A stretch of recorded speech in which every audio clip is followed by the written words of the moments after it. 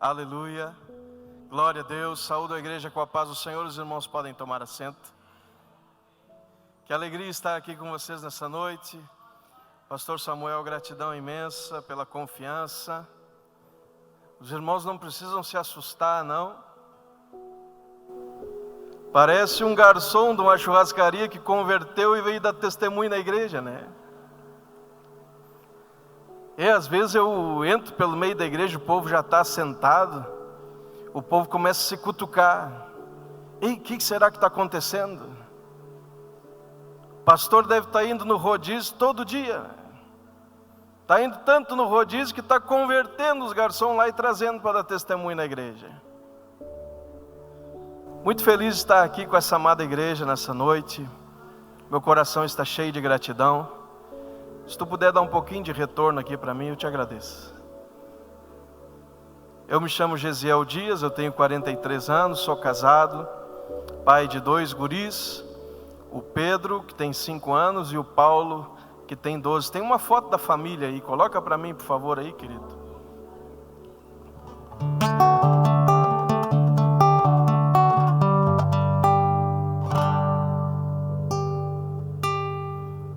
Depois vem a foto da família. Eu sou compositor desde a minha adolescência e sou filho de um casal de plantadores de igreja, da Igreja Assembleia de Deus. Meus pais deram a vida.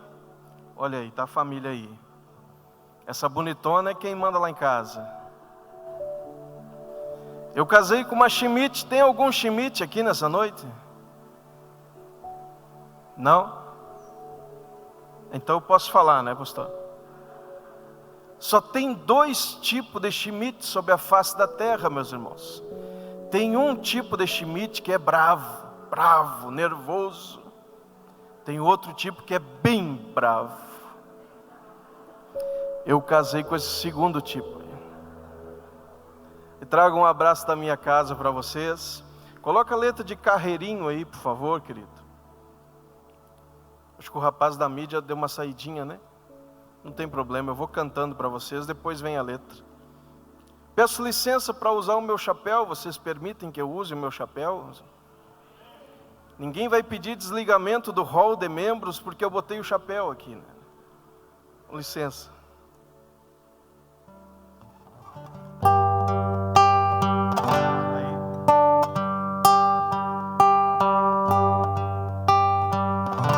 Sentado à beira do caminho, um bom velhinho com seu cajado guardava uma pequena porta já desgastada e sem ferrolhos. Em suas tábuas muitas marcas de sangue, açoites, pregos, espinhos. Singela e apertada porta, sem atrativos a se notar.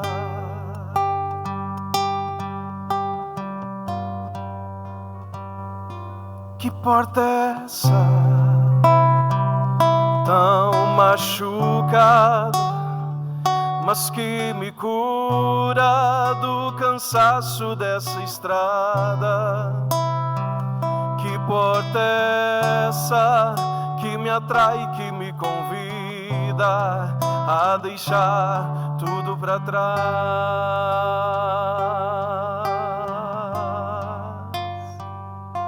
Que porta é essa, tão machucada, mas que me cura do cansaço dessa estrada? Que porta é essa que me atrai, que me convida a deixar tudo para trás? Jesus,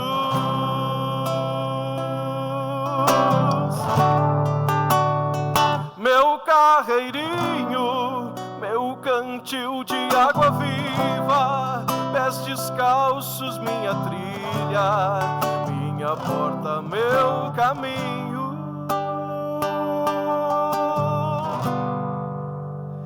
Jesus,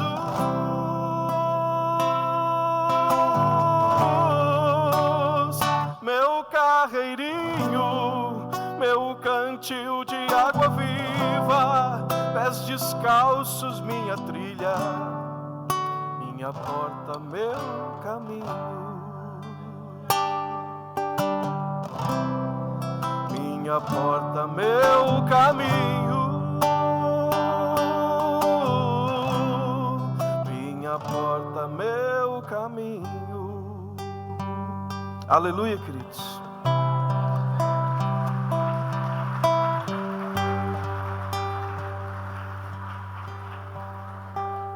A palavra de Deus nos diz em Mateus, capítulo 7, versículos 13 e 14: entrai pela porta.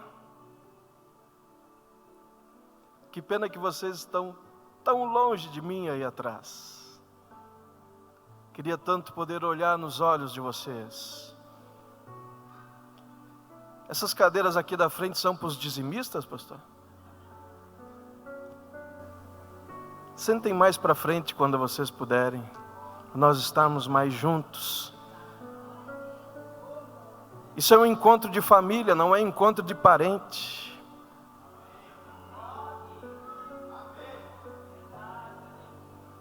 Parente é que é muito ruim de ficar meio perto assim. Mas família não.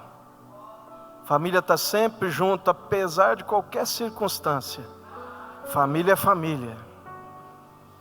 Quando a palavra de Deus diz, entrem pela porta estreita, é muito interessante esse texto. Jesus vai falar de duas portas, mas ele não diz, escolha uma porta. Ele fala de duas portas, mas ele não diz, escolha uma porta. Ele diz, entrai pela porta estreita. É como se Jesus estivesse dizendo, salve o seu futuro. Não há como impedir de haver dois caminhos. Haverão sempre dois caminhos. E para que vocês não incutam no erro de jogar a vida de vocês fora, para que vocês não incutam no erro de perderem anos e anos e anos da vida de vocês, eu deixei esse texto, entrai pela porta estreita, porque a outra porta, o outro caminho, conduz para a perdição, e são muitos os que entram por ela, mas estreita é a porta, e apertado o caminho, que conduz para a vida, e são poucos os que se acertam com ela. Então seria muito fácil da gente andar pelo caminho apertado, e de entrar pela porta estreita. Afinal de contas, a gente não precisa fazer uma escolha, é só obedecer. Jesus não propõe uma escolha, ele diz, entrai pela porta estreita, é uma palavra de orientação. Não cabe a nós a escolha, cabe a nós a obediência. Aí por que é tão difícil então, amados? Por que é tão difícil entrar por essa porta estreita e caminhar por esse caminho apertado? É porque lá no finalzinho do versículo 14, diz assim, são poucos os que se acertam com ela. E são os ajustes que nos assustam. Quando a Bíblia fala de acertar com a porta, não é de escolher a porta. Quando ela fala de acertar, ela fala de entrar no padrão, de fazer os ajustes necessários, para que fique de fora tudo aquilo que não passa, tudo aquilo que entalou nessa porta. Tem gente que às vezes entala na porta, e quer levar para a vida cristã, umas coisas que vem trazendo por aí, e entala na porta, e não entra, e não deixa os outros entrar também.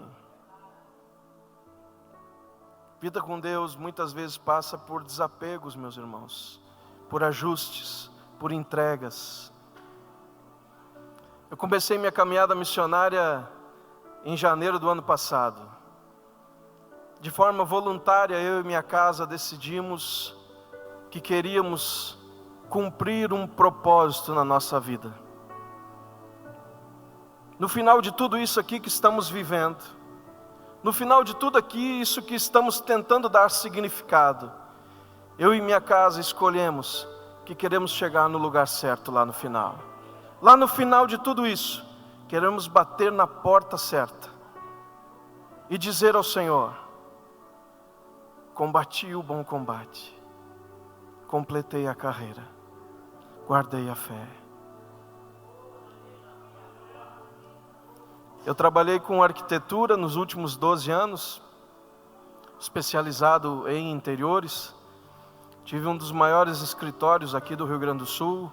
Sou considerado até hoje um especialista nessa área.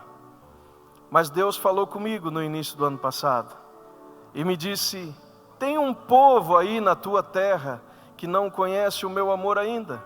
E tu sabe usar a roupa que eles usam, e tu sabe falar a língua que eles falam. Meus amados, o povo do movimento tradicionalista gaúcho é um povo não alcançado pela igreja. O movimento tradicionalista gaúcho começou em 1947, liderado por Paixão Cortes e mais 7 amigos do Colégio Júlio de Castilhos de Porto Alegre, que no dia 7 de setembro de 1947, a cavalo, invadiram o desfile da pátria e roubaram uma centelha da chama da pátria para acender a chama crioula. E naquela noite deram início ao que hoje nós conhecemos como movimento tradicionalista gaúcho. Eu fiz parte desse movimento, fui do CTG Raízes da Tradição, depois toquei bateria em banda de baile, depois participei de festivais de música nativista. Quando Deus falou ao meu coração no início do ano passado, que esse era um povo não alcançado pela igreja, Ele disse que eu sabia falar a língua desse povo e sabia usar a roupa que eles usam. Naquele dia, eu tomei uma decisão e eu disse ao Senhor: me envia, Senhor, eu vou. Eu e minha casa te serviremos, Senhor. E deixamos tudo para trás, meus irmãos. Fechei o escritório, demiti as funcionárias, entreguei o prédio, os equipamentos, no momento de maior prosperidade na minha carreira profissional, à frente daquele escritório. Eu havia, nos últimos 2 anos, descoberto a galinha dos ovos de ouro desse mercado. E já não trabalhava mais por preço. Podia colocar o preço que eu quisesse, que os clientes pagavam. Esse é o sonho de qualquer profissional que trabalha com prestação de serviço. Não precisar mais concorrer com preço. E sabe o que foi que eu descobri? Em 2 anos de caminhada missionária voluntária, onde nós não temos salário da igreja, não temos sustento de parte alguma, vivemos pela fé esses 2 anos. Sabe o que foi que nós descobrimos, meus amados? Que o nada na direção certa é muito melhor de se viver do que qualquer outra coisa na direção errada. Por isso que Jesus deixa uma palavra de orientação, porque a direção é mais importante que o desempenho, meus irmãos. Escute isso, guarde isso no seu coração. Direção é mais importante do que desempenho. Por isso que Jesus não propõe que tu escolha uma porta. Ele dá uma palavra de orientação, de direção, de sentido, de propósito, de destino para a nossa vida. Porque um excelente desempenho pode te levar a terminar a tua vida no único lugar que tu não gostaria de terminar, que é no lugar errado. Um excelente desempenho na direção errada vai fazer com que tu acabe com a tua vida mais rapidamente. Mas se tu estiver indo na direção certa, por mais lento que seja o teu avanço, cada passo que tu dá está te levando para mais perto do cumprimento do teu propósito. Por isso, nessa noite, volte Volte de onde é que tu te perdeu. Volte. Volte para aquele propósito que um dia incendiou teu coração. Volte para aquele lugar de onde tu não deveria ter saído. Volte à prática dos hábitos simples que trouxeram a igreja de Cristo até os dias de hoje. A leitura da palavra, a meditação, a oração matinal. Nossa geração vive um frenesi de atividades nos quais oração e leitura da palavra não fazem mais parte do nosso dia a dia, igreja. O que aconteceu com a gente? O que aconteceu com a gente que nós não oramos mais? As mães não oram mais pelos seus filhos. O que aconteceu com a nossa geração, igreja? Para onde nós estamos indo? Para onde nós estamos indo com os melhores equipamentos, a melhor estrutura, prédios com ar-condicionado?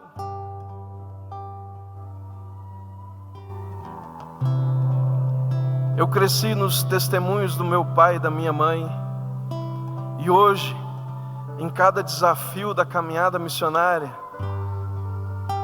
quando o negócio aperta, quando fica difícil, que parece que fica difícil, eu lembro deles. O primeiro ponto de pregação do meu pai ficava 3 dias a cavalo da nossa casa. Então ele cavalgava um dia, dormia sobre os pelegos, cavalgava o segundo dia, dormia sobre os pelegos, cavalgava o terceiro dia e chegava para ministrar um estudo da palavra de Deus para uma família que havia aberto as portas da sua casa para ouvir a pregação do Evangelho. 3 dias depois ele estava de volta em casa. Minha mãe achava ruim aquela dinâmica de trabalho, não pelos 3 dias de cavalgada, mas porque tinha um cavalo só e não dava para ir a família toda junto. Quando aquele povo se converteu, agregaram os vizinhos se converteram, foram batizados, a igreja construiu uma capela, enviou um pastor para lá, e o trabalho dos meus pais se encerrou. Eles foram então plantar um novo ponto de pregação. Esse nasceu bem do ladinho da nossa casa. Meus 6 irmãos já eram nascidos, eu sou o 7º, sou a rapa do tacho.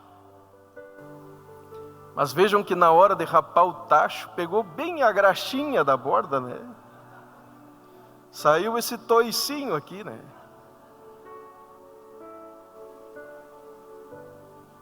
Esse segundo ponto de pregação nasceu bem do ladinho da nossa casa. Eles ficaram tão felizes que dava para levar meus 6 irmãos juntos. Eram só 6 horas caminhando.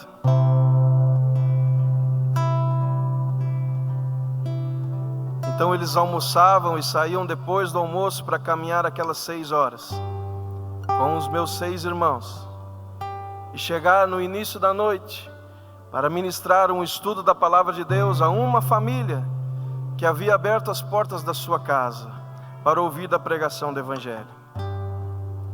E sabe como que eles faziam isso, amados? Sabe como que eles faziam essas 6 horas para ir, 6 horas para voltar, caminhando por dentro do campo, por dentro dos banhados? Eles faziam louvando ao Senhor. Eram 6 horas de louvor antes do culto, 6 horas de louvor depois do culto, e eles cantavam assim, ó: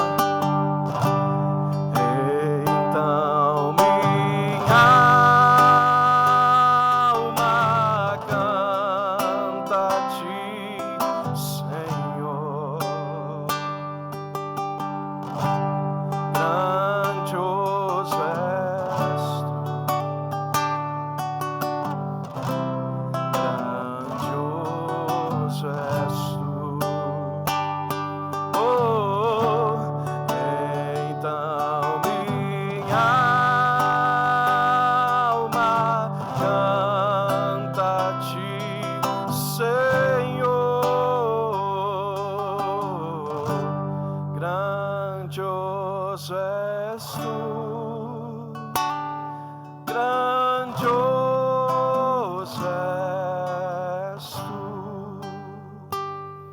Mas hoje a gente vem para o culto um pouco diferente, né? Eu não estou dizendo para você que para ter intimidade com Deus, tu tens que cantar 6 horas antes do culto ou 6 horas depois do culto. E senão tu vai dizer, mas Gaúcho, de que mundo tu saiu, rapaz? De que planeta tu saiu? Para vir nos dizer aqui nessa noite que para ter intimidade com Deus, a gente tem que cantar 6 horas antes do culto e 6 horas depois do culto. Não foi isso que eu vim dizer para vocês. Mas eu gostaria de deixar um recado para vocês nessa noite. Que Deus gostaria de ouvir a sua voz, nem que fosse 5 minutos.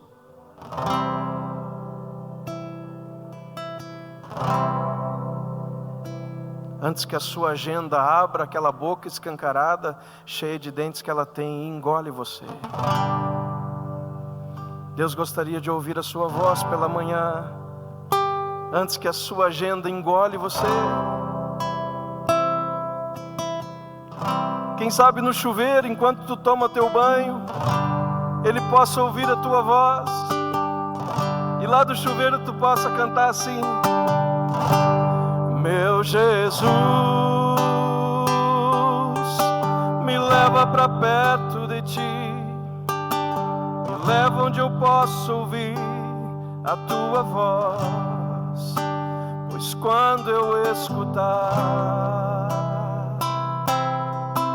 de todo o coração obedecerei.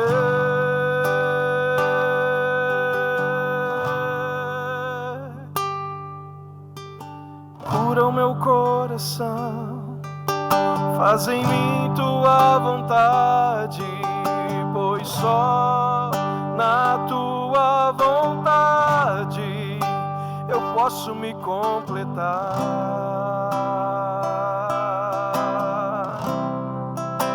Eu posso me completar.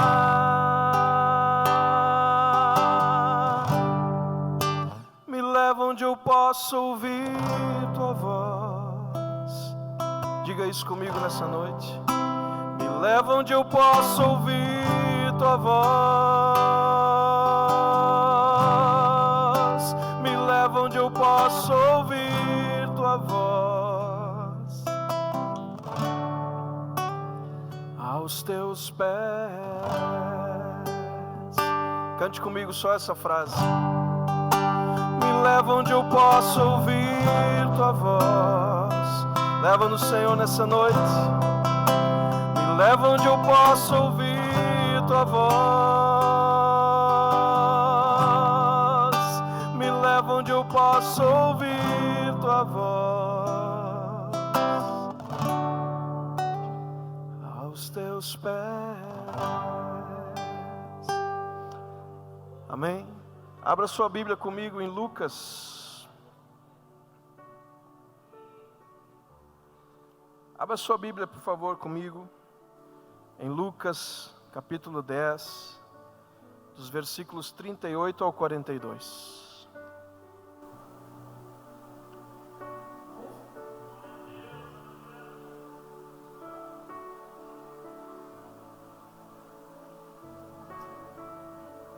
Em reverência à palavra, vamos nos colocar de pé, por favor.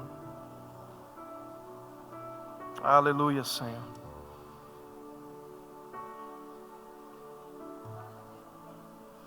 Amados, nessa noite, não vou pregar para vocês. Eu quero deixar apenas um texto que está desafiando o meu coração. Esse texto tem me ensinado que intimidade é mais importante do que serviço. Repita comigo, por favor. Intimidade é mais importante do que serviço. Vamos ao texto, por favor.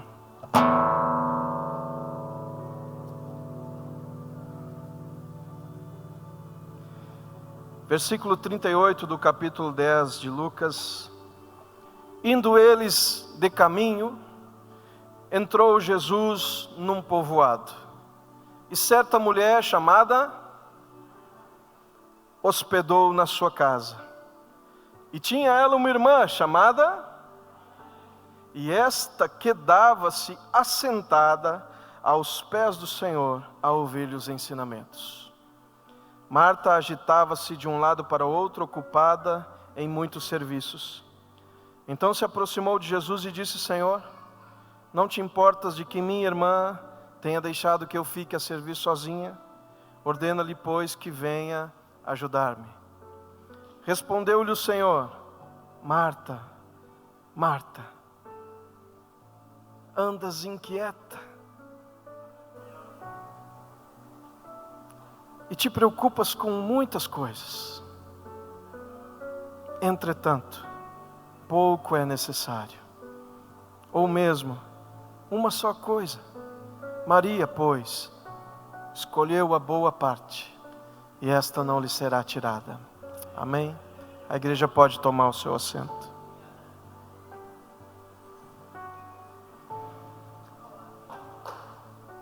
Amados irmãos, eu gostaria de cantar muitas composições minhas para vocês nessa noite. Tenho 3 CDs autorais gravados, estou terminando de gravar o meu 4º CD autoral. E nós poderíamos ficar aqui uns 3 dias cantando só músicas inéditas para vocês. Mas eu não posso deixar de comunicar aquilo que o Espírito Santo colocou no meu coração. Porque no início da minha caminhada, lá nos primeiros meses da minha caminhada, eu, com 2 filhos para criar, aluguel para pagar, todas as despesas de uma casa que os irmãos podem imaginar, começo uma caminhada missionária sem recurso, sem aporte. Mas fiz um planejamento. E o meu planejamento era vender um número X de CDs em cada igreja. Porque eu trabalhei 12 anos com um cronograma de obra. Então eu montei o meu cronograma missionário. E pensei, se eu for numa igreja que tem número X de membros, tem uma possibilidade de vender um percentual X de CDs, o CD custa tanto, dá tanto de lucro, então é só eu ir no número X de igrejas que vai dar para pagar as contas no final do mês, está tudo certo. Estava montado o meu cronograma de caminhada missionária. Nos primeiros 6 meses, nenhuma igreja do Rio Grande do Sul quis me receber. E as latinhas lá em casa se esvaziaram. Deus então abriu uma porta no oeste catarinense. E eu consegui fazer uma agenda de 11 dias pelo oeste catarinense, que começava em Joaçaba e terminava lá em Biguaçu, perto de Florianópolis. A primeira igreja que me recebeu tinha 16 pessoas no culto. Comigo e o pastor éramos 18. Eu, muito inexperiente, quis cantar uma música que a igreja conhecesse. E lembrei de uma música do Ademar. Queremos o teu nome engrandecer.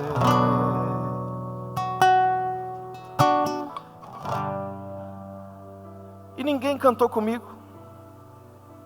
Eu pensei, mas que povo esquisito. Não gostam de gaúcho.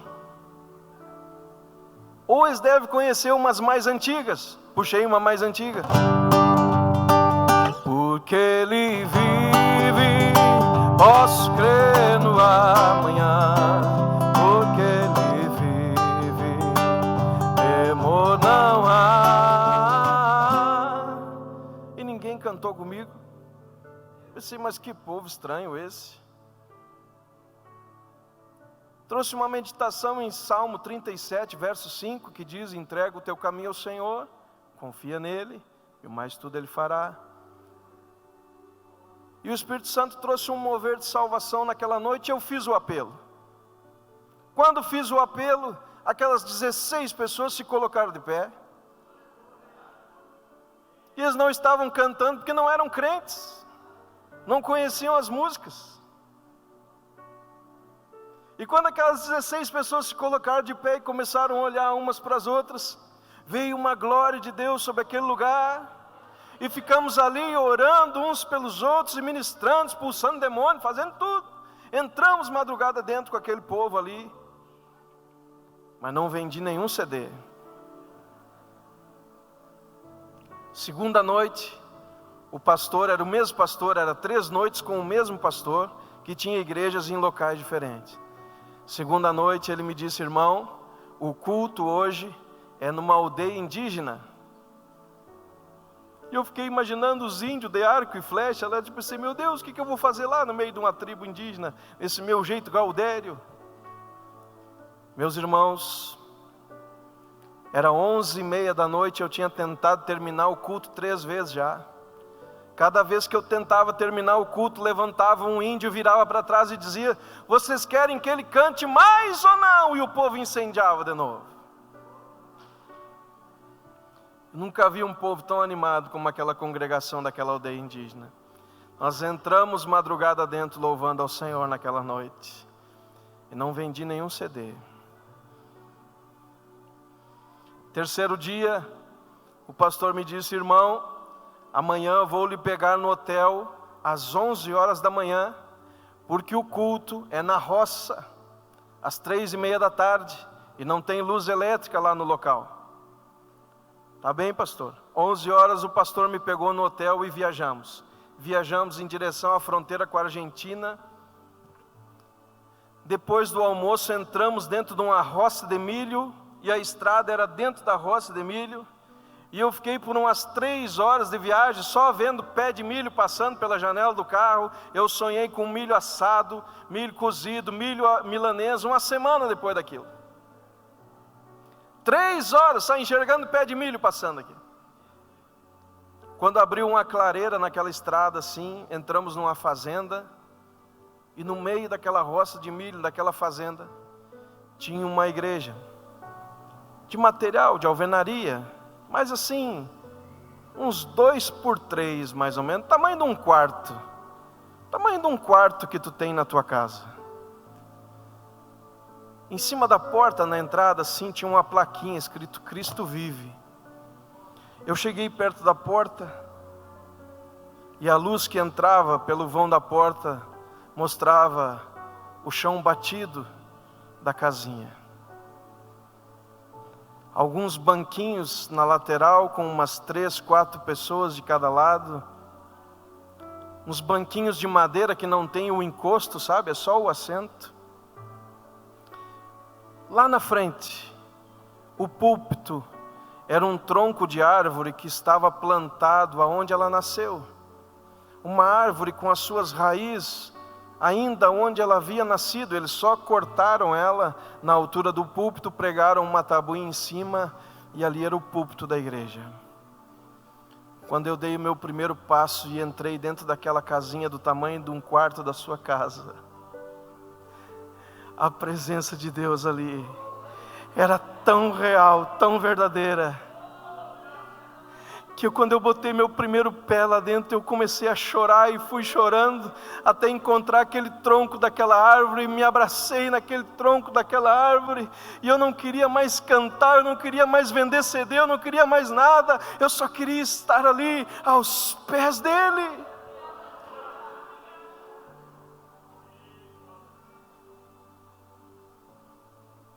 Nesse texto que acabamos de ler, queridos, Jesus é convidado pela primeira vez pela família de Lázaro. Marta e Maria eram irmãs de Lázaro.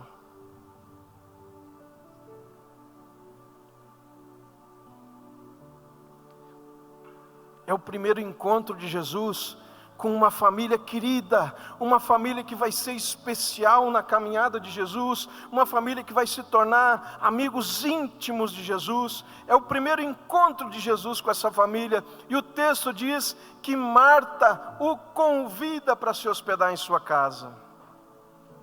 E para tu entender as motivações de Marta, querido, tu tens que entender que esse Jesus desse texto não é o mesmo Jesus que nós temos consciência hoje. Hoje nós temos consciência de que esse Jesus que andava naquele tempo fazendo milagres, estava fazendo isso porque Ele era o Cristo, aquele que seria oferta pelos nossos pecados. Mas Marta não tinha essa consciência. Quem que era esse Jesus para Marta? Esse Jesus era o filho de José e Maria, carpinteiro de mão cheia, um guri bom, obediente aos pais, de bom testemunho, mas que a partir dos 30 anos de idade, saiu expressando um poder sobrenatural que ninguém nunca tinha visto. E porque Jesus, o filho de José e Maria, expressava um poder sobrenatural, todo mundo queria convidar Jesus para vir na sua casa. Todo mundo queria chegar perto de Jesus. As multidões se espremiam para chegar perto de Jesus e tentar, pelo menos, tocar nas orlas das suas vestes. Tu acha que Jesus escolheu 12 homens que eram pescadores fortes porque eles eram letrados na palavra? Não, meus irmãos, porque eles tinham força suficiente para segurar a multidão, porque senão aquela multidão despedaçava com Jesus, tentando tirar um bife dele. E Marta convida esse Jesus para se hospedar na sua casa, esse que tem todo o poder, esse filho de José e Maria que está em evidência, mas que está resolvendo o problema de todo mundo. É esse Jesus que Marta convida para se hospedar em sua casa. E eu queria que tu fizesse um exercício de imaginação nessa noite. Imagine comigo que aqui onde eu estou é a casa de Marta e Maria. E imagine que ali onde está aquela bateria providencialmente instalada é a área de serviço da casa. E o texto diz que Marta estava ocupada em muitos serviços, amém? Então Marta está na área de serviço da casa. Se ela está ocupada em muitos serviços, ela está na área de serviço da casa, naquele encontro com Jesus. Ela está lá, na cozinha, lavanderia, churrasqueira, área de serviço da casa. Jesus está na área social da casa, com os seus discípulos, talvez convidados que Marta tenha convidado. Mas tem mais uma pessoa nessa história, Maria. Eu não sei onde Maria está, mas eu imagino que ela consiga enxergar as duas partes da casa. E ela consegue olhar, quando ela olha lá para a área de serviço, ela vê Marta enlouquecendo. Marta tentando resolver tudo ao mesmo tempo. E quando ela olha para cá, ela vê Jesus ensinando.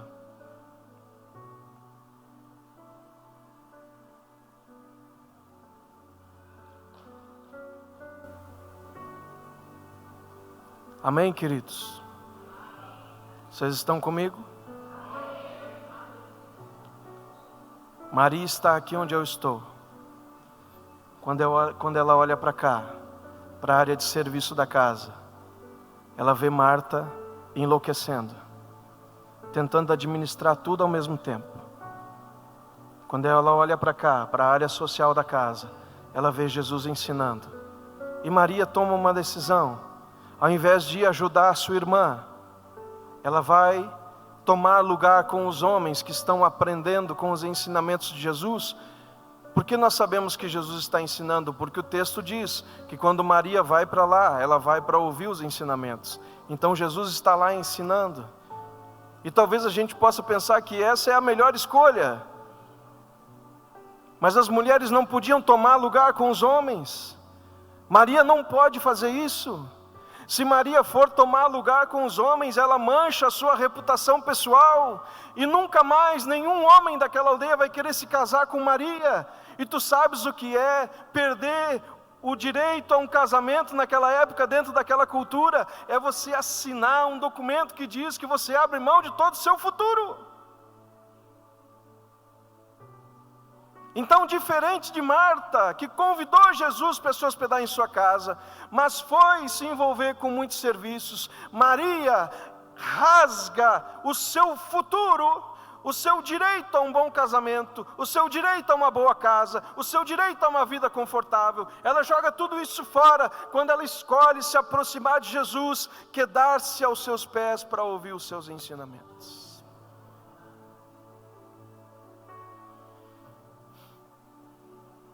Meus irmãos,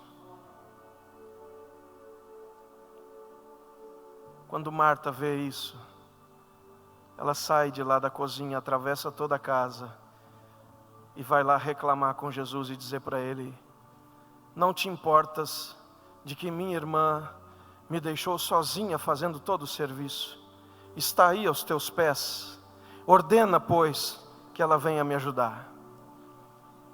E Jesus vai responder para Marta, e foi a resposta de Jesus que incendiou o meu coração. Porque Jesus diz assim para Marta: Marta, Marta, tu andas inquieta, tu andas preocupada com muitas coisas, só que de tudo isso que tu está fazendo, pouco é necessário. Meus irmãos, o que significa isso? O que significa alguém que produz muita coisa? Alguém que tem a capacidade de produzir? Essa é Marta. Marta é essa mulher. Marta representa essa mulher, esse homem talentoso, que tem capacidade de liderar muita coisa, que tem capacidade de empreender ministérios, que tem capacidade de gerenciar muitos processos ao mesmo tempo. Marta é essa mulher talentosa, empreendedora, líder, forte. Essa é Marta. E agora Jesus vai dizer para ela que todo esse talento, todo esse empenho, todo esse esforço, toda essa energia produz um resultado que ela não aproveita. Sabe o que significa isso? Sabe o que significa alguém que se mata, se esforça, até ficar doente de tanto que se esforça, mas quando vai colher o resultado de todo esse esforço, não consegue traduzir o resultado em qualidade de vida. Sabe o que significa isso? Ter muita capacidade, mas não saber fazer escolhas. E para exemplificar, ele aponta para Maria e diz: a tua irmã, que talvez não seja tão capacitada quanto Marta, tua irmã, que talvez não tenha todo esse espírito empreendedor, tua irmã que não tem tanta ousadia, a tua irmã soube fazer escolhas, ela escolheu a boa parte, e essa não lhe será tirada. Meus irmãos, meu coração incendiou quando eu percebi que, assim como Marta, eu durante muitos anos me esforcei demais.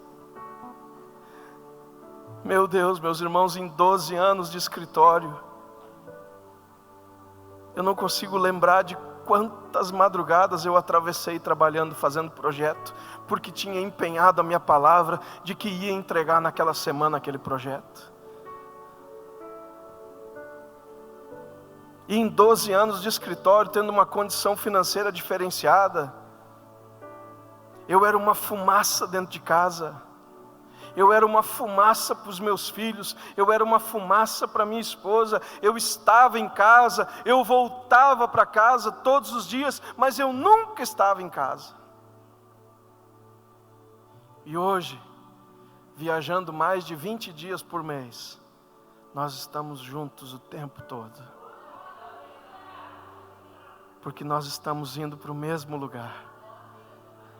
Nós fizemos uma escolha como família, de ir para o mesmo lugar, mesmo cumprindo papéis diferentes, mas estamos indo para o mesmo lugar, para no final disso tudo, bater na porta certa.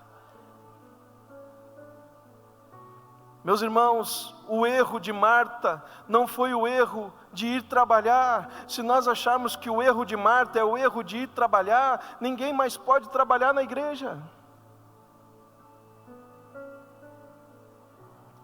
se martelou por ir trabalhar, o pastor vai ter que construir um prédio um pouco maior para tu vir morar aqui na igreja e passar todos os teus dias aqui orando, jejuando, lendo a palavra. Mas o erro de Marta não foi o erro de trabalhar. O erro de Marta foi o erro de escolher que servir era mais importante do que conhecer. E o acerto de Maria não foi o acerto de não ir trabalhar. O acerto de Maria foi que ela escolheu que conhecer era mais importante do que servir naquele momento. Amada igreja, nós não podemos servir a um Deus que não conhecemos. Isso vai cansar você. Vir aqui 2, 3 vezes por semana para contribuir para um bom serviço, desprovido de intimidade, vai acabar com você. A intimidade precisa vir antes do serviço. O serviço não pode vir antes da intimidade. Você não pode servir um Deus que não conhece. Porque naquele dia que ele separar os 2 grupos, dizendo que um grupo pode entrar e outro grupo não pode entrar, para aquele grupo que não pode entrar, ele vai dizer: verdadeiramente, não vos conheço. Conhecer a Jesus é melhor do que servir. Servir não pode vir antes de conhecer. Desde aquele dia, abraçado naquele tronco de árvore, dentro daquela casa, no meio de uma roça de milho, eu decidi que nunca mais eu ia ser um vendedor de CD. E me comprometi com Deus naquele dia a pregar o Evangelho. Por isso que não tenho compromisso nenhum com as minhas composições. Eu gosto muito delas, cantaria para vocês todas elas, mas meu compromisso é de entregar o recado que Deus quer entregar nessa noite. Amém? Coloca a letra de Pela Manhã, por favor.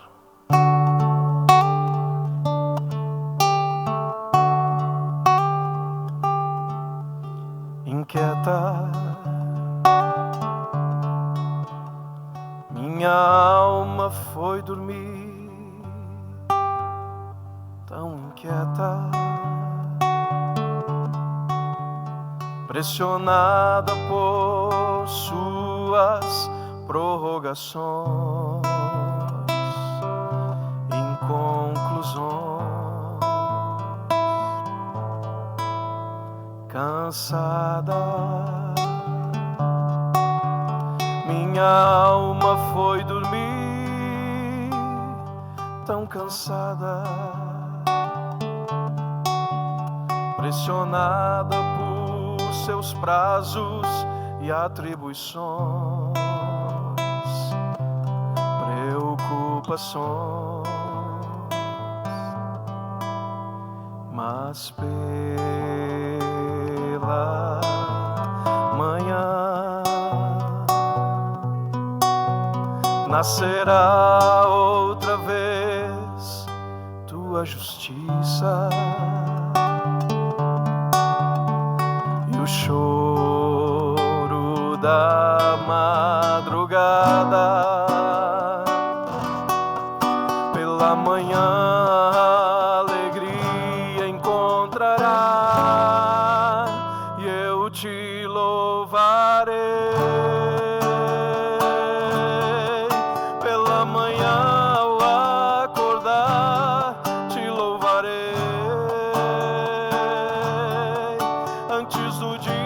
Começar, te buscarei, te escolherei.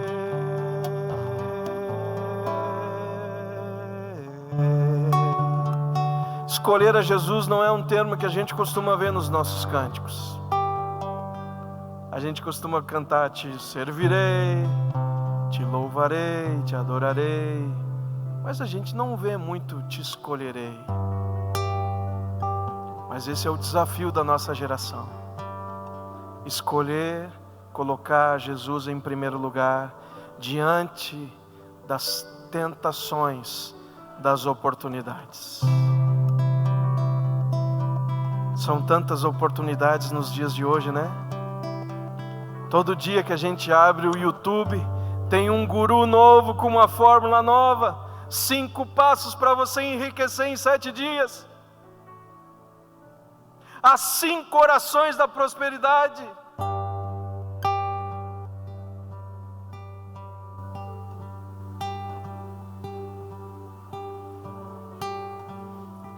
Ensinando tu dar uma prensa em Deus, dá uma prensa nele que ele funciona. É só tu determinar, querido. Sabe quem que tenta inaugurar a teologia da determinação? É Marta. Marta que dá início na teologia da determinação. Ela chega para Jesus e diz: ordena, pois, que minha irmã venha me ajudar.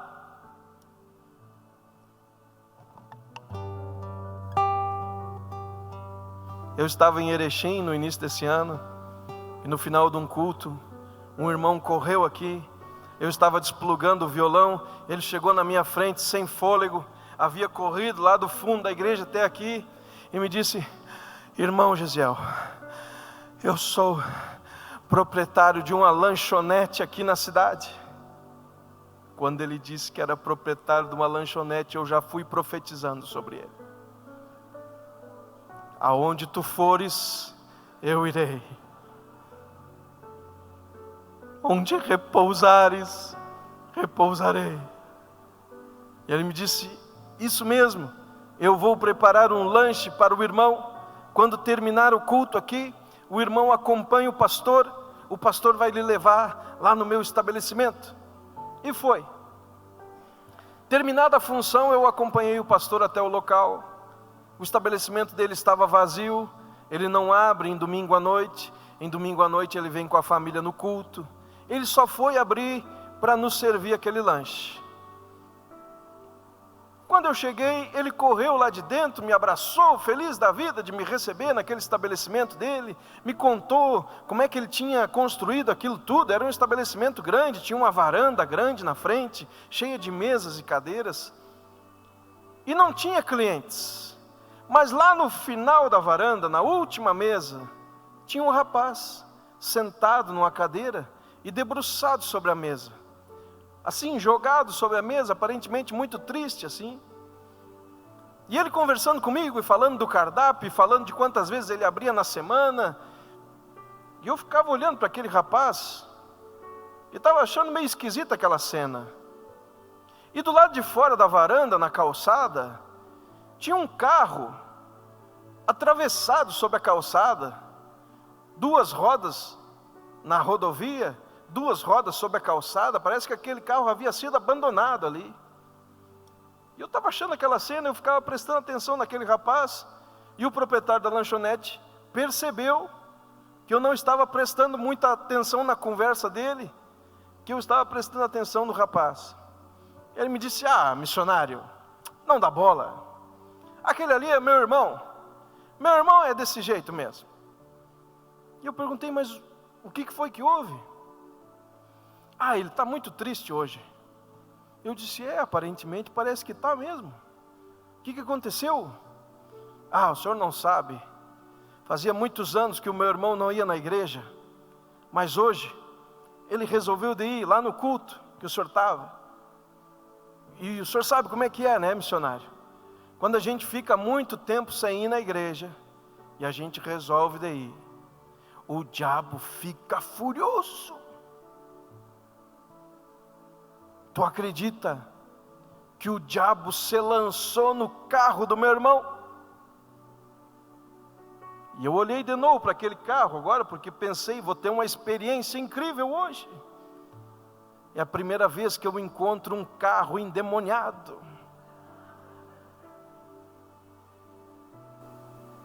Eu disse: é mesmo? Mas o que aconteceu? Pois tu acredita, missionário, que na saída do culto quebrou a caixa de câmbio do carro, e o meu irmão veio lá da igreja até aqui numa luta tremenda, quase que não chega. E o rapaz, no auge da sua depressão, levantou a cabeça e balançava a cabeça assim para o meu lado, concordando com aquilo que o irmão dele dizia. E nessa hora ele me fez uma pergunta que marcou a minha caminhada. O proprietário da lanchonete perguntou para mim: tu ora pelo carro do meu irmão? E eu vasculhei a minha teologia, pastor Samuel. Vasculhei a minha teologia tentando achar uma base bíblica para fazer isso. Tentando lembrar de algum momento que Jesus tivesse expulsado um demônio de uma carreta, de uma carroça, de um carro de boi, alguma coisa parecida. Alguma coisa que tivesse roda, pelo menos. Mas não lembrei de nada. Mas na via das dúvidas, eu disse: oro. Claro que eu oro. Mas primeiro, vamos lanchar. Porque de barriga vazia eu não oro de jeito nenhum. Entramos. O rapaz sentou bem na minha frente. Já tinha umas batatas fritas ali sobre a mesa. Ele começou a comer aquelas batatas fritas. E começou a recuperar um pouco da força, da energia. Começou a conversar comigo. Desabafou a vida dele. Desabafou que ele era crente desde berço, mas que nunca fez boas escolhas para a vida dele. Já na fase do início da fase adulta, se envolveu com gente que não devia, fez negócio que não devia, casou de forma atrapalhada, separou de forma mais atrapalhada ainda. E tudo que esse rapaz tentou construir em 30 anos, ele perdeu. Tudo aquilo que ele empenhou, energia, disposição, tempo, ele dava um jeito de destruir. De forma que 30 anos se passaram na vida daquele rapaz, e a única coisa que sobrou na vida dele, depois de perder família, depois de perder empresa, depois de perder patrimônio e amor próprio, a única coisa que sobrou na vida daquele rapaz foi aquele carro que nesse momento estava com uma possessão demoníaca. Terminado o lanche, eu me levantei para ir embora e ele disse: não, o irmão ficou de orar pelo meu carro. Eu disse: é mesmo, vem aqui, querido, vem aqui, vamos orar. Ele fez a volta na ponta da mesa, se parou do meu lado, eu abracei ele e disse: pai, ensina para esse teu filho que tem coisa na vida que quebra, mas tem coisa que não quebra. Amém. Foi uma oração forte.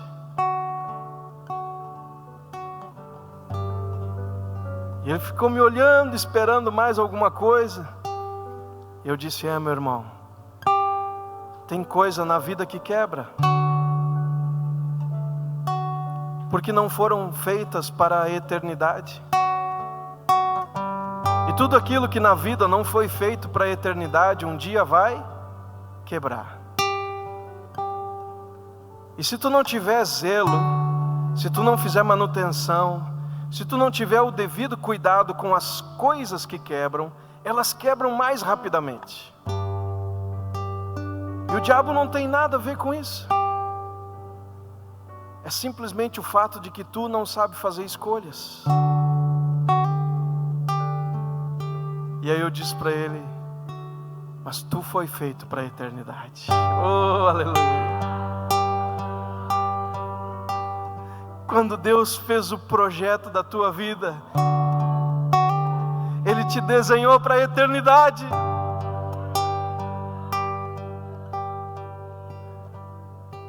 E essa conta nunca vai fechar.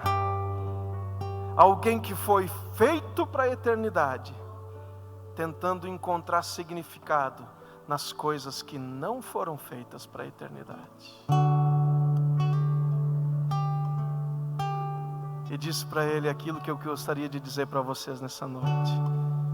Se tu ainda tens alguns segundos de vida, se ainda tem sangue pulsando nas tuas veias, se ainda tem ar entrando e saindo nos teus pulmões, se ainda tem algum recurso financeiro nas tuas mãos, investe tudo isso no reino de Deus. porque tu foi feito para a eternidade. E o reino de Deus é eterno. Não deposite sua confiança, seu dinheiro, seu patrimônio, seu tempo, sua energia nas coisas que não foram feitas para a eternidade. Tudo isso vai ficar um dia. Tudo isso vai ficar aqui. Mas tu foi feito para a eternidade. Escolha nessa noite cumprir o teu propósito. Não importa quão longe tu tenha ido, não importa que posição tu ocupes perante a sociedade, perante a tua família. Se tu não chegar no lugar certo, nada disso vai importar. Se tu não conseguir comprar um propósito, o final da tua vida vai ser um grande arrependimento. E talvez aos pés da tua cama, nos teus últimos suspiros, a única coisa que tu vai conseguir perceber são aqueles que tu deixou disputarem pela herança aos pés da tua cama nos teus últimos suspiros de vida. Porque talvez seja isso que eles estejam aprendendo contigo, que o dinheiro resolve todos os nossos problemas. Mas não foi assim que nós aprendemos com aqueles que nos trouxeram até aqui, meus irmãos. Não foi assim que aprendemos com os heróis da fé que nos trouxeram até aqui, que nos ensinaram, as irmãs do coque, que nos ensinaram que é com o joelho no chão que a igreja é edificada. Eu queria encerrar. Pastor, me dá mais 10 minutinhos? Os irmãos me dão mais 10 minutinhos? Só para contar uma história de intimidade para vocês, estou encerrando. Eu nasci no ano de 1976, na cidade de Gramado, aquela cidade feia lá da Serra Gaúcha. E quando eu tinha 3 meses de idade, eu tive uma febre muito alta. Minha mãe me medicou em casa mesmo, me deu um Fontol. Vocês se lembram do Fontol? Quem se lembra do Fontol? Eu não sei por que pararam de fabricar o Fontol. O Fontol iria dividir a história da humanidade em antes e depois do Fontol. O Fontol era tão poderoso que se tu esfregasse um Fontol na tua careca, nascia cabelo de novo. Fontol servia para tudo. E a posologia do Fontol não é que nem tem hoje, que a gente fica lendo a bula ali para ver a posologia do remédio. O Fontol era assim, tu dava uma olhada para a criança, calculava assim os quilos e quebrava o tamanho do comprimido.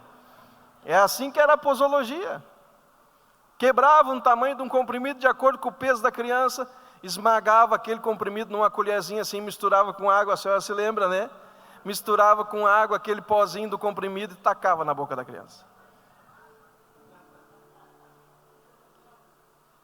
Minha mãe me medicou em casa com o poderoso Fontol, mas 2 dias depois eu continuava com febre. Ela então me levou ao hospital, São Miguel e Almas, no centro de Gramado. No hospital eu fui examinado, minhas vias respiratórias estavam desobstruídas, meus pulmões estavam limpos, e o médico disse aos meus pais: aparentemente, esse menino não tem nada, podem levar ele para casa, eu vou prescrever uma nova medicação para a febre, e vocês controlem a febre. Se a febre não baixar, voltem aqui. E a febre não baixou, meus irmãos, e aquela febre não baixou durante 5 meses. E durante 5 meses eu só tive febre, vômitos e convulsões. Entre indas e vindas e atendimentos de emergência, os médicos encontraram uma bactéria no meu estômago, uma infecção no estômago. Começaram os tratamentos. O primeiro tratamento não funcionou, o segundo também não, o terceiro tratamento não funcionou, e o quarto tratamento, ao final de 5 meses, não funcionou. 5 meses haviam se passado, eu não havia crescido, não havia ganho peso, era um menino de 8 meses, um bebê, que tinha o mesmo peso e o tamanho de um bebê de 3 meses. Só a pelezinha e o osso, porque minha mãe não conseguia me alimentar. Tudo que ela me dava, eu vomitava. Depois do quarto tratamento, o médico chamou os meus pais e disse: nós não temos mais recursos para tratar o Gesiel. Levem ele para casa.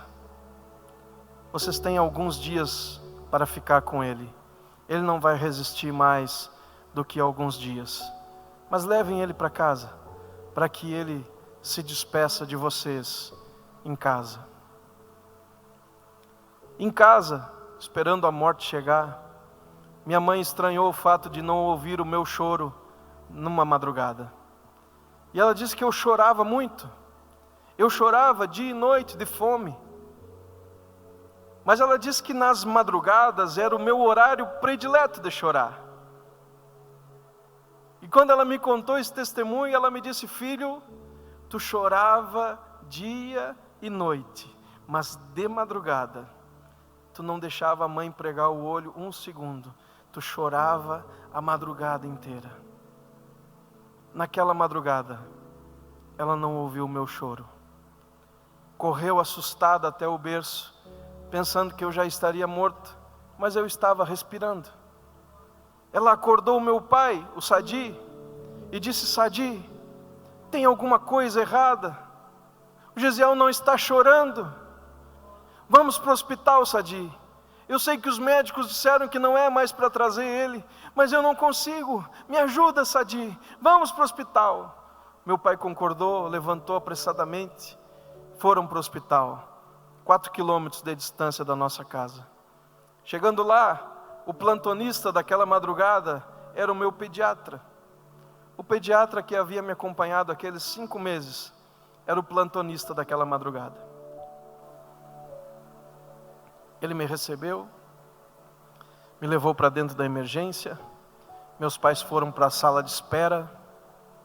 E depois de 20 minutos o médico saiu, chamou os meus pais e disse: pais, Gesiel teve uma parada respiratória. Nós tentamos reanimá-lo, fizemos tudo o que foi possível, mas nós o perdemos. O seu filho está morto. Mas para vocês entenderem como é que eu estou aqui, vocês precisam entender que a minha mãe, a irmã Áurea, era uma irmã do coque no cabelo e da saia comprida. Que quando dobrava os seus joelhos e começava a orar, o céu se abria sobre a nossa cabeça. Eu não sei com que músicas vocês foram ninados, mas eu gostaria de cantar aqui alguns trechinhos das minhas canções de ninar. As músicas com as quais eu fui ninado naqueles 5 meses, naqueles 5 meses de febre, vômitos e convulsões, em que nenhum medicamento fez efeito. Ela cantou para mim de madrugada. E ela cantava assim, ó: fica, Senhor, já se faz tarde, tens meu coração para pousar,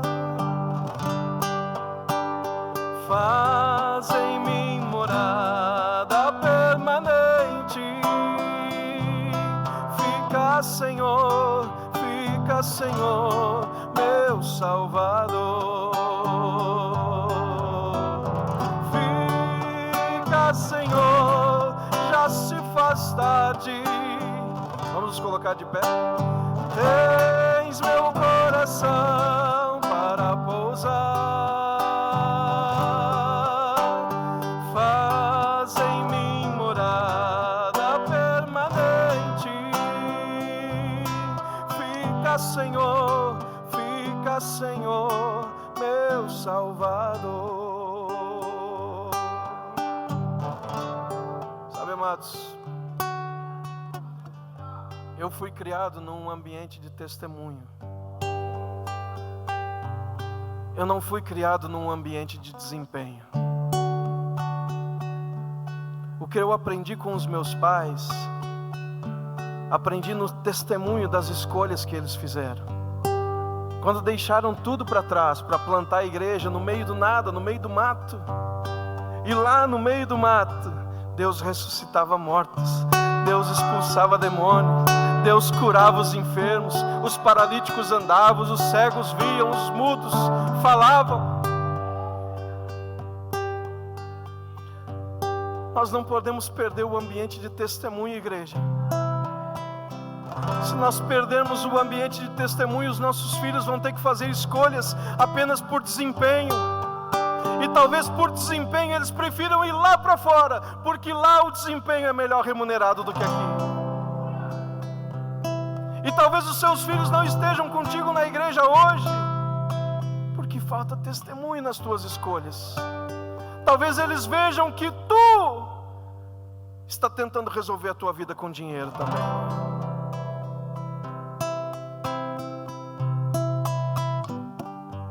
E ela cantava assim para mim: se isso não for amor, o oceano secou, não há estrelas, as andorinhas não voam mais.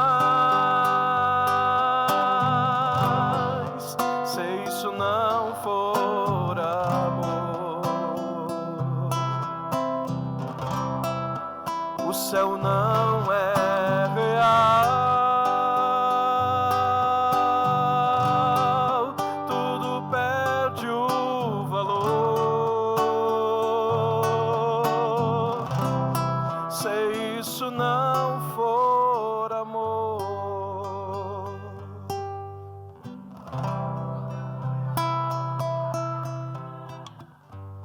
Hoje eu não consigo mais dar tudo que os meus filhos talvez veem os outros coleguinhas de escola ganhar. Mas eu não escolhi ser missionário para dar alguma coisa para eles. Eu escolhi ser missionário para deixar um legado, para que eles um dia possam olhar para trás e dizer: eu quero ser como meu pai foi. Eu quero ter a fé do meu pai. Eu quero orar como meu pai. Eu quero amar a Jesus como meu pai. Porque eu sei que se eles escolherem isso, tá tudo certo. Tá tudo certo. Se eles escolherem amar Jesus, tá tudo certo. E eu quero que tu termine cantando comigo. E eu queria chamar todos vocês aqui para frente. Venha toda a igreja para cá, por favor. Vamos terminar juntos aqui com essa última música. O mercado está vazio, seu trabalho já parou. O martelo dos obreiros, seu barulho já cessou. Lá no campo os ceifeiros terminaram seu labor. Toda a terra está em suspense, é a volta do Senhor. O rei está voltando.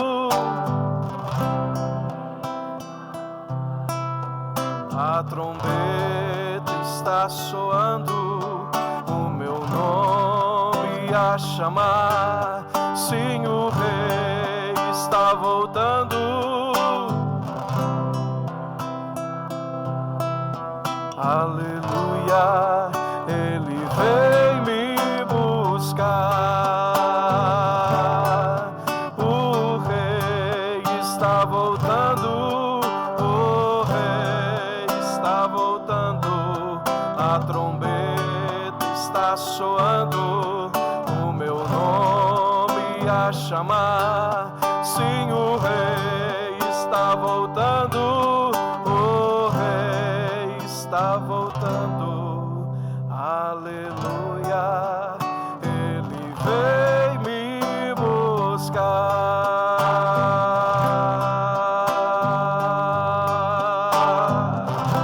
Aleluia, Senhor.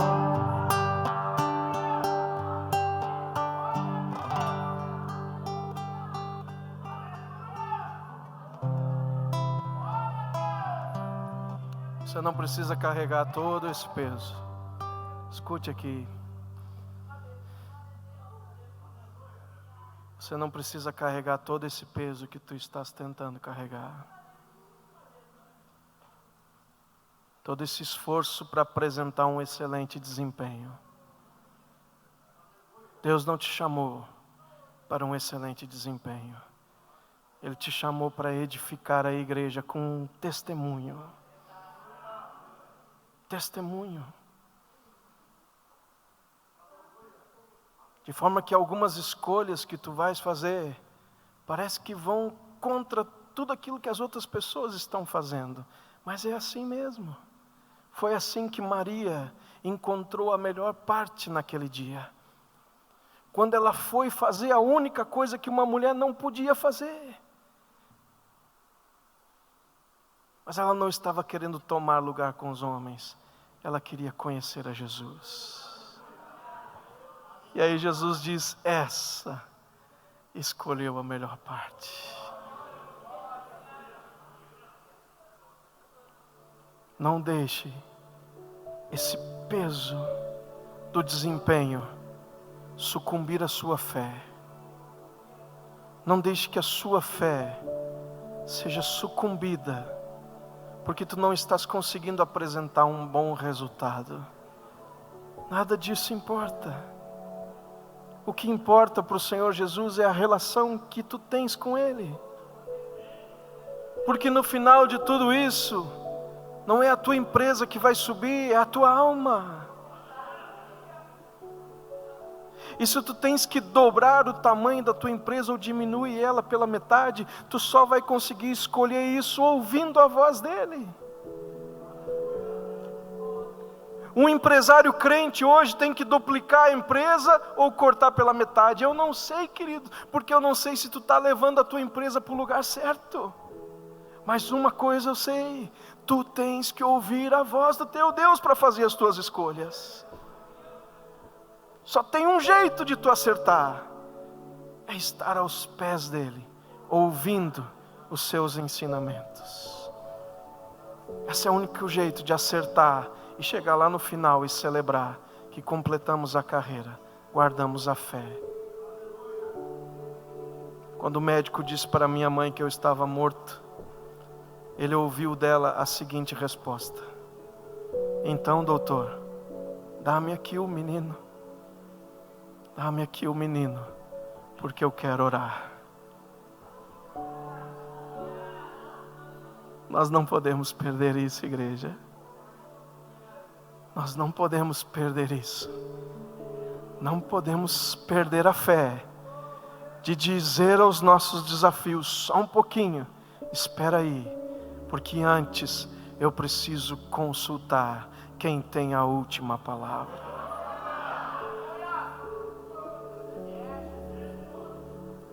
Uma coisa só começa na sua vida e só termina quando Ele diz que começa e que termina.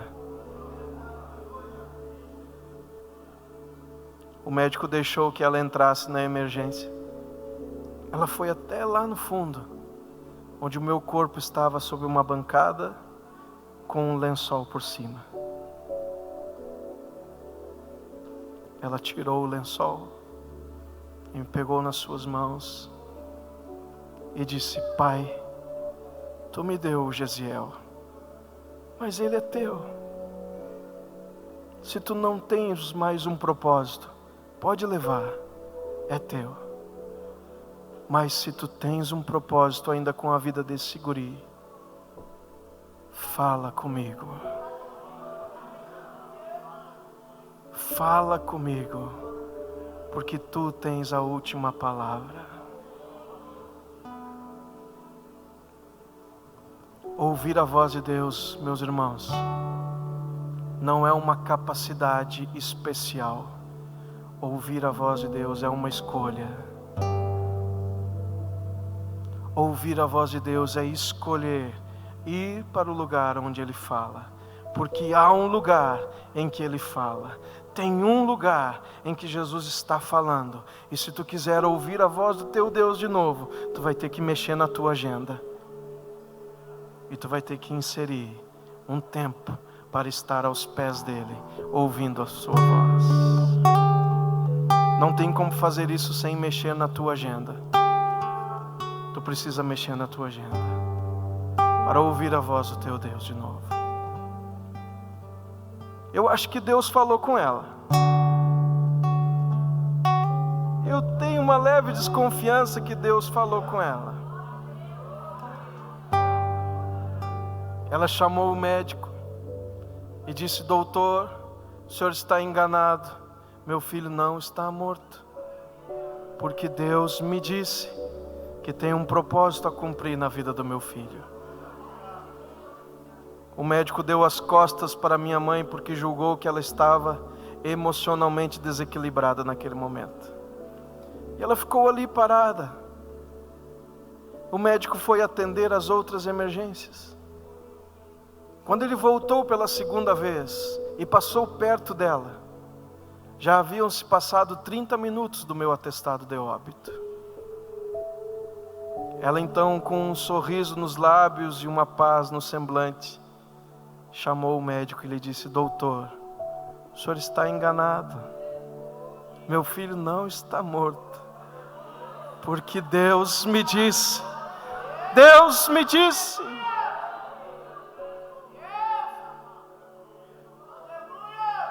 tudo que nós precisamos, queridos, é ouvir a voz dEle. Isso é o que nos faz andar por fé. É dizer para as pessoas: Ele falou comigo, eu estou indo. Eu não sei vocês, mas eu e a minha casa serviremos ao Senhor.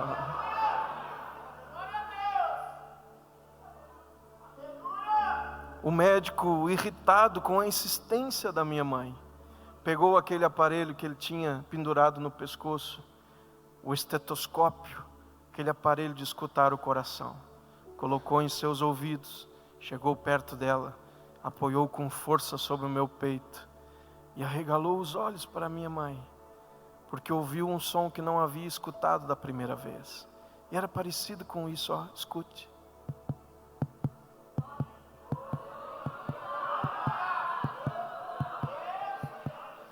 Era o meu coração batendo. Meu coração voltou a bater há 42 anos atrás, 43. O seu coração pode voltar a bater essa noite. Deixe o seu coração voltar a bater nessa noite. Deixe o seu coração voltar a incendiar nessa noite pela presença do teu Deus. Deixe o seu coração voltar a ter desejo pela intimidade com Ele, gastar tempo com Ele, dobrar os joelhos com Ele, orar a palavra com Ele, cantar com Ele, passear com Ele.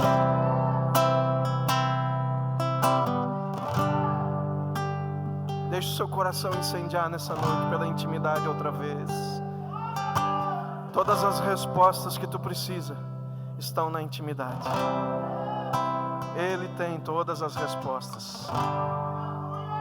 Pastor Samuel, vem orar com a gente aqui, por favor. Vamos terminar cantando, depois o pastor vai orar. Eu sempre quando eu vejo essa cena de Maria caminhando em direção a Jesus, sabendo que ela vai abrir mão de todo o seu futuro quando ela fizer isso. Sempre que eu olho para Maria caminhando em direção à intimidade, eu lembro dessa música. Perto quero estar,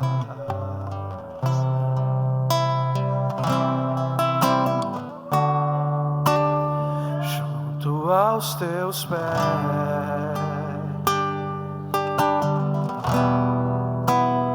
pois prazer maior não há. Cante para Ele. Que me render e te adorar, Jesus, tudo que há.